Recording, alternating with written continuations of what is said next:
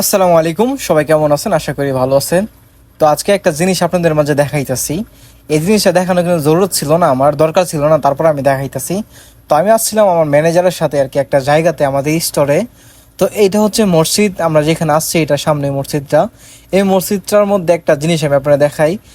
এটার মধ্যে না শুধু সৌদি আরবের যতগুলো মসজিদ আছে সবগুলো মসজিদ সেম একই অবস্থা। এই যে দেখেন আমার সামনে দেখতেছেন যে এটা কিন্তু একটা ফ্রিজ আর কি ধরতে গেলে। এটার ভিতর থেকে কিন্তু ঠান্ডা পানি বাড়য়। রাস্তাঘাটে যত মানুষজন আছে না সবকাই কিন্তু এইখান থেকে পানি খেয়ে যায়। তো আমি মনে করি এটা একটা ভালো উদ্যোগ, আমাদের দেশে কিন্তু সচরাচর নাই।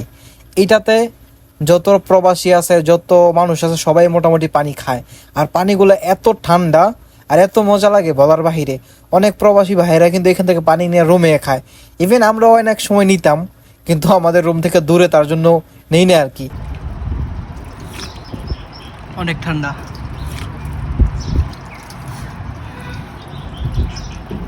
এই জিনিসটা সত্যি অনেক ভালো। বেসিক্যালি আমার খুব পানি পিপাসা পাইছিন, আর এত রোদের মধ্যে গলা টলা শুকায় আসছিন। তারপরে আমি মসজিদটা দেখলাম, আর আমি আগেতেই জানি এই মসজিদের নিচে থাকে, মানে এটা না সব মসজিদের নিচে থাকে। তো আমি চিন্তা ভাবনা করলাম এটাতে যাই, পানি খাই, আপনাদের জন্য একটা সুন্দর একটা ভিডিও বানায় ফেলি।